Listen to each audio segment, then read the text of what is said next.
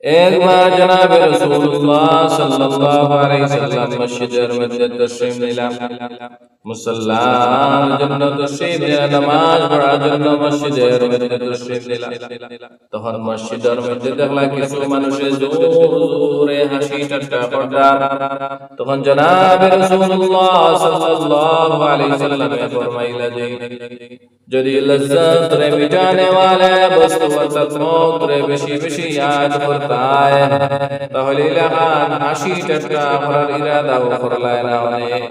সুতরাং তুমি তার মৌত রে বেশি বেশি याद করো, কেননা কবরে রোজ দিন দুবাদান ডাকে, রোজ দিন দুবাদান রে আলফাজ তারা ডাকতে থাকে।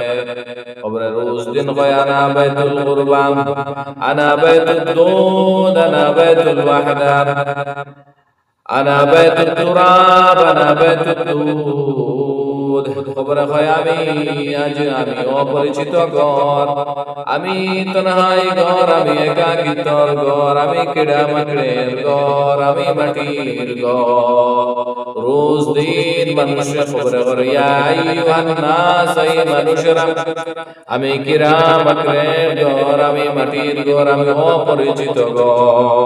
রোজ দিন ডাকতে থাকে। যখন বান্দায়ে মুমিন গুনাহ মুমিন বান্দারে দাফন করা হয় তখন কবরে মুবারকবাদ দেয় আর কয় আও আও ওয়েলকাম ওয়েলকাম, স্বাগতম তোমাকে। এই জমিনের মধ্যে যত মানুষ আমার ভিতর মধ্যে চলাফেরা করতা সব চাইতে তুমি আমার নজদিক আমার কাছে প্রিয় মানুষ ছিলাই। আজ আও আমার ব্যবহার দেখো। এরপরে কবর ওলাহান বড়ইতে থাকে, ওলাহান বড়ইতে চোখের দৃষ্টি যতক্ষণ পর্যন্ত যাইব তখন কবর বড়ইতে থাকবো। আর কই কবরের মধ্যে জান্নাতের একটা দরওয়াজা খুলিয়া দেওয়া হইব। আর এই কবর এই ব্যক্তির জন্য কিয়ামত পর্যন্ত আয়েশ ঐশ্বর্যের জায়গা বনে যাইব, তার জান্নাতের বাগান বনে যাইব।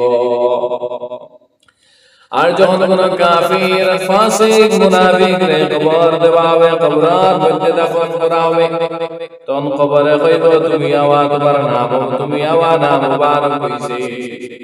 এই জমিনের মধ্যে চলনে वाला, আমার পিঠের মধ্যে চলনে वाला, আমার উপর দিয়ে চলনে वाला যতগুলো মানুষ আসলা সব চাইতে নিকৃষ্ট মানুষ তুমি, সব চাইতে কমবক্ত মানুষ তুমি, সব চাইতে বদবক্ত মানুষ তুমি। আজ তুমি আমার কাছে আইছো, আমি তোমার লগে কি ব্যবহার করি আজ আমার মাহফিল আমার সুলুক তুমি দেখিয়ালা।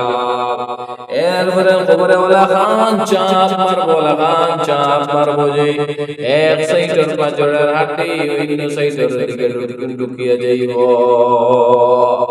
এরপরে আল্লাহ তাবারক ওয়া তাআলা এই কবরের মধ্যে ওলা খান 70টা সাপ মুসল্লত করে দিবা, ওলা খান 70টা বিষাক্ত সাপ মুসল্লত করে দিবা, যারা এই জমিনের মধ্যে একবার শ্বাস ফেলাইলে এই জমিনের মধ্যে আর গাছ ফুটলো না অনেক।